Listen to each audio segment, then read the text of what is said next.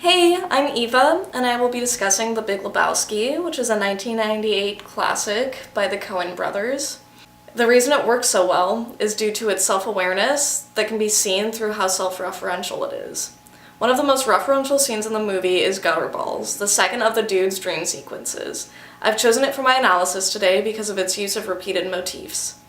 Knowing that movies manipulate space and time leads us to the idea that in a dream happening inside of a movie, the barriers on space and time become even looser. Expectation is out the window. Anti-realism, a concern for the fantastic, is embraced while still being grounded in the world of realism, as dreams are oftentimes a mod podge of people, scenes, and objects we've seen recently.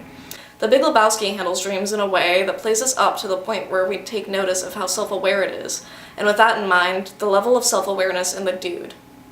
He enters his dream as a miniature scale dancing around a corner wearing a handyman's outfit. This outfit is the exact same one seen by Uli in the porno he and Bunny shot together that Maud showed the dude.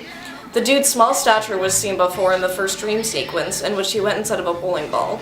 Here, it's seen in stark contrast with his much larger shadow, signaling a sense of threat in the audience. This threatening tone underlying the whimsical dream continues into the next scene, when Saddam Hussein grabs the dude a pair of gold bowling shoes from a towering infinite shelf. Due to the stranger's monologue at the beginning of the film, we know that the story took place in the early 90s, just about the time of our conflict with Saddam and the Iraqis.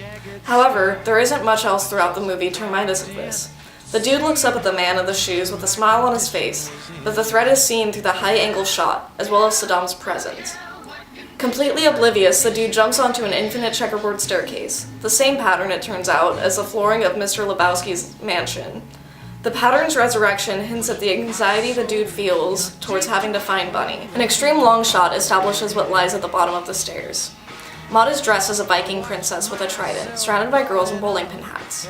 Though the Viking hasn't been in the film previously, it can be seen as the dude's subconscious challenge to Maud's feminism.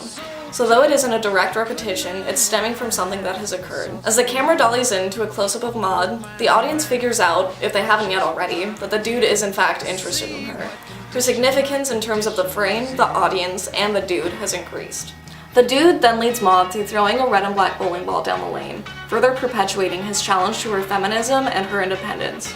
It's as if Maud needs him to complete this task, a theme that resurfaces when Maud needs him to get her pregnant. Once again, as in his first dream, the dude becomes a bowling ball, only this time he retains his human form. He's seen flying down a lane, which is another visual we have seen before, with him flying over the city in the previous dream sequence I keep referencing. And all the while, we have been seeing recurring images, as well as images that seem to have no end, to go infinitely. The Tower of Shoes, the staircase, the checkerboard pattern, the ostensibly infinite bowling lane made seemingly more infinite by appearing to float in space, surrounded by stars.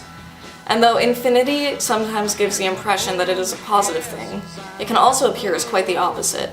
Threatening, daunting, or damning. And as the dude knocks through the pins and the upbeat song comes to a close, the tone of the dream sequence switches to one surrounding those three aforementioned terms. The topless girl on the trampoline at Jackie Treehorn's party opens this next scene, the shot nearly paralleling its predecessor, aside from the fact that now she is wearing red underwear and a red hair tie. The three nihilists then come into a completely black frame, one by one, dressed in red bodysuits, holding oversized scissors and running towards the dude. The same scissors are seen in a painting in Maud's house during the first meeting between the two of them. The background of that painting was a similar red to the shade that the men and the topless girl were wearing. Now, with the juxtaposition of pitch black and bright red, colors that often symbolize death, despair, and fear, the threat has become fully visualized.